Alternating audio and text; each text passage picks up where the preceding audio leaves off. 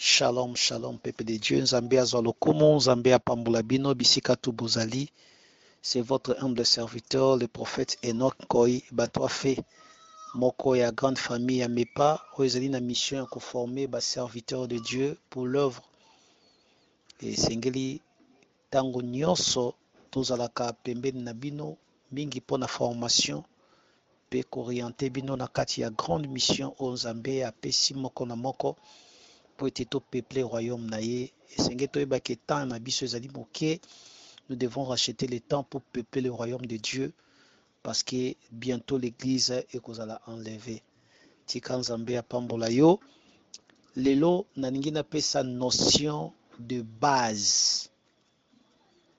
Tozo banda formation de serviteurs. Babiso babaki papa toza na posa vraiment ya formation des serviteurs. Oui, yango ezali moko ya ba mission na ngai. Faire de mon peuple de porteurs de l'arche. Et esengeli to former bino na connaissance ya parole de Dieu po tango bozali kokota na elanga ya Nzambe to pe bisika tu bozotelema mpona koloba na ntina na nkolo connaissance ya maloba ya Nzambe ezala na lisungi ya Molimo Mosantu. Tika Nzambe apambola yo, okoki kozwa carnet na yo oyo sombaki na stylo, ozali konote mwa ba point clé oyo naza koloba na kati ya formation de serviteur. Lelo tozoloba l'étude de la Bible. Yango na bengi yango notion basique de la Bible. Okoko tiango chapitre ya munene yango wana. Nalingi ezala na kati na carnet na yo ya formation de serviteur. Ici, soko za na posa ya question, okotuna pe question. Et okomeli nga ata na numéro na nga na inbox, tokoki kozwa temps ya kopartager pe ya kosolola na éclaircir yo yango encore. Awa tongi to travailler lolenge vraiment ya lokola école. École moko ya formation de serviteur.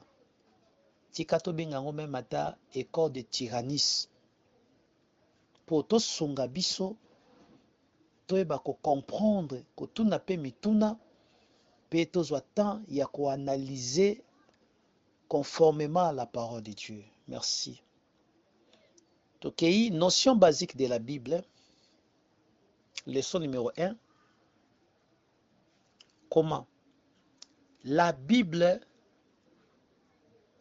est un livre beaucoup lu, mais reste le livre le plus difficile à comprendre. Au noter. La Bible est un livre beaucoup lu, mais il reste le livre le plus difficile à comprendre. Pourquoi la Bible reste un livre le plus difficile à comprendre? Parce que ezana makambo oyo ekomami noir sur blanc, mais ezosenga moto azwa bolimboli nango, interprétation na yango, to pe moto azwa bofungwami na yango, parce que ezana ba parabole oyo ekomami na kati ya Bible. Merci. Alors, comment tokoki ko définir la Bible? Ce qui te définir la Bible, la Bible, c'est l'ensemble de livres qui contient la parole de Dieu.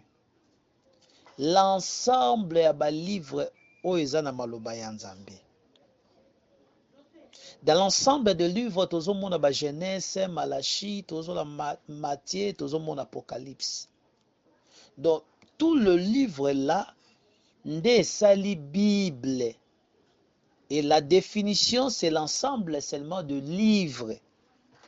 Mais on a précisé qui contient la parole du Seigneur ou qui contient la promesse, la parole de la promesse de Dieu. Voilà. Nalingi un peu napé sa verset comme référence. Verset de référence. 1 Jean chapitre 5, verset 13. Si nous lisons, je vous ai écrit ces choses afin que vous sachiez que vous avez la vie éternelle. Ici, le Seigneur azoyebisa biso ke il nous a écrit ces choses en fait que nous sachions que nous avons la vie éternelle. C'est que la parole Nzambe a commis, il y a une vie nakati. Ezali d'abord vie éternelle. Par là, nalingi ko faire comprendre na biso likambo moko na kolekala komi tout na question. Pourquoi Nzambe apesi biso maloba oyo pe asali na biso promesse oyo? Promesse yango esalemi mpo na banani? Na koloba ete Nzambe alingaki ete peuple oyo ezali ya ye, peuple oyo eponami na ye, eyeba nanu origine na bango. Na sima koyeba origine na bango, bayeba mission nino bango baye kosala na mokili pendant temps na bango ya pèlerinage. Eloko nini toye kosala na kati ya mokili. Pe Nzambe alingaki kosunga bato bayeba maintenant na peuple ba comprendre ete plan ya Nzambe ezali ndenge nini mpo na bango. Pe lolenge nini Nzambe azali kobongisa kofanda na peuple oyo ensemble. Voilà bit. Yango wana na kati na Biblia tozomona histoire ya humanité na histoire ya création. Et na sima nango tomoni maintenant lolenge Nzambe azolinga moto se comporter na se ya mokili na marche na ye pe na mission apesi. Pe na sima tozomona une promesse ezali koya maintenant o Nzambe azodesine maintenant kofanda na bato ensemble pour l'éternité. Tika Nzambe apambola biso. Maintenant motuna ezali boye. La Bible est le livre dans lequel est écrite la promesse, mais une promesse faite à qui? Bien sûr, Bible ezali un livre qui contient la promesse de Dieu, mais cette promesse-là est salemi na banani et pesami na banani. Par là, tu peux répondre, la Bible ezali une promesse oyo Nzambe asali na peuple Eli. Une promesse oyo epesami na ba peuple Eli, peuple choisi. Un peuple Eli, un peuple choisi de l'Éternel. Alors, c'est que Tozo Kenena ko développer maintenant la Bible et le livre de la promesse faite à un peuple Eli. Ce qui tozi Psaume chapitre 89 verset 4, Nzambe aza koloba na likolo ya ba Eli. Nzambe azaki toujours ko s'adresser maloba na ye na peuple oyo ya poni. Azaki toujours koya ko se révéler na peuple na ye choisi. Mais avant peuple oyo ezala choisi, esengeli peuple oyo est passé nanu kosala alliance na Nzambe. Et lorsque peuple oyo kosala alliance na Nzambe, c'est alors les avantages ya alliance koya oto bengango ba promesse faite. Là où il y a la promesse, c'est qu'il y a déjà une alliance faite. Une alliance faite avec deux personnes. Et tant on dit peuple choisi, lorsque Dieu vient pour choisir un peuple ou une personne, il commence d'abord à traiter alliance na mutuana. Et na sima ya traiter alliance wana, azosala maintenant les avantages ya alliance. Na kati ya avantage ya alliance, azo promettre soki okotosa tala makambo ekolanda yo ya malamu. Voici la bénédiction. Soki oko trahir na kati ya alliance, il y a aussi les désavantages, ce qu'on appelle les désavantages et alliance, la malédiction qui va suivre. Maintenant, pour être un peuple élu, tu dois passer par une alliance, faire une alliance avec Dieu. Et voilà, si la Bible est une promesse faite à un peuple, c'est que Nzambe alekaki nanu liboso kosala une alliance avec le peuple. Voilà. Nzambe azwa lokumu. Et tozali ko avancer. Ba expression nini Bible ezali ko décrit un peuple élu. Et ça a plusieurs expressions au Bible ezali ko décrit le peuple élu au tozo tanga kombo. Tango mosusu babengi bango le peuple élu, tango mosusu babengi bango peuple d'Israël, peuple de Juda, peuple de Jérusalem ou peuple de Sion. Ce sont des appellations aux ezali kolakisa les expressions décrivent na kati ya parole de Dieu pour identifier le peuple élu. Okomona kote msu Nzambe alobi mon peuple de Sion, mon peuple de Juda, mon peuple de Jérusalem. Lorsque Nzambe azoloba bongo, azali ko s'adresser na un peuple élu, un peuple choisi, un peuple oyo esali alliance na ye. Merci.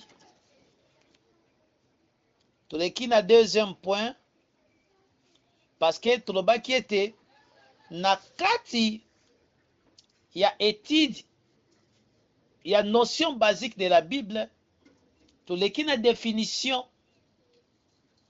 mais esengeli topesa ba point clé. Na kati ya ba point clé, eza ko permettre pour comprendre la Bible. Premier point clé, yango na tu ko expliquer biso, topesi définition, topesi la Bible et le livre de la promesse. Ezali premier point clé, o tolobelango la définition, pe tolobi que Bible ezali un livre de la promesse. Mais na kati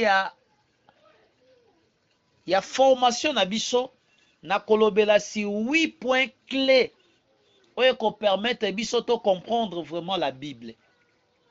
Na 8 points clés ya liboso tolobi définition, pe tolobi la Bible est le livre de la promesse. Yango ezali point ya liboso. Ya mibale maintenant tokoti tobi ete la Bible est la parole écrite par Dieu, soit écriture de Dieu. Esengeli na yo oyeba ete Bibilia ezali nanu maloba ya Nzambe, pe ezali oyo Nzambe akomi. Mais tango akomi, a utilisé batu oyo bajouaki rôle to pe ba transcripteur, tokobenga bango ba transcripteur.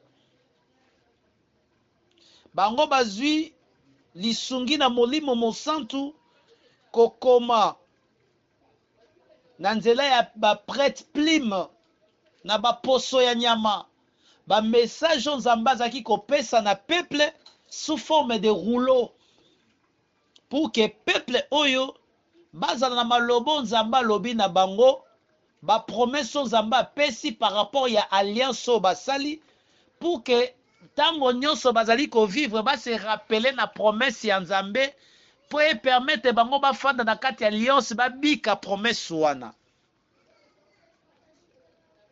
Voilà pourquoi Nzambe alingaki ete des transcripteurs bakoma yango. Pe na kati ya Bible esenge toyeba eloko moko, toza na environ 35 à 40 personnes oyo bazali lokola batranscripteur oyo bakomi Bible. Ça veut dire ntango bazwa message de la part de Dieu baokoma. Voilà. Tozali na ba auteur et les transcripteurs de la Bible. Auteur eza nde Nzambe ye moko. Omoni livre tozotanga ezali ya Jérémie te, eza Esaïe te, mais l'auteur ya livre Esaïe c'est l'Éternel. Mais les transcripteurs c'est bato bakomi ba prophète Nzambe a inspiraki bango. Nde tobengi bango ba transcripteurs.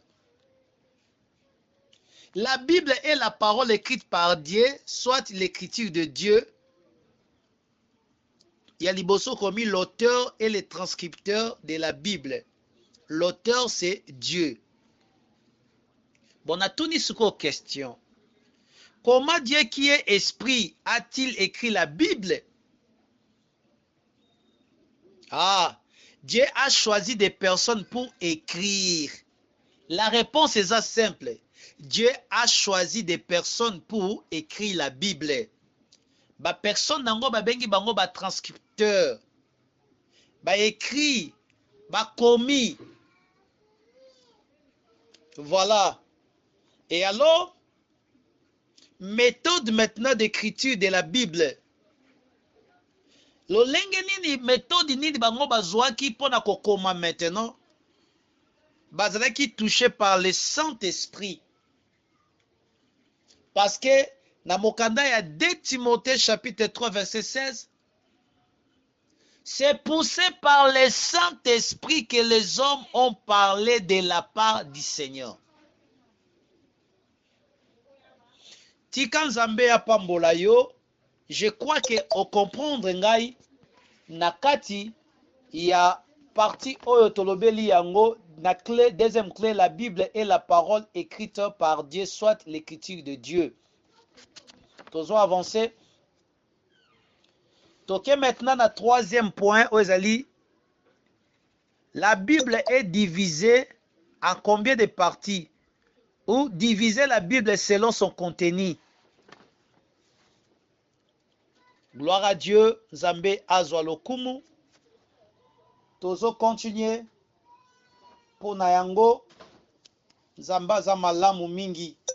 Azo sunga biso tango nyonso na kati ya maloba na ye, po ete to avancer na kati na connaissance.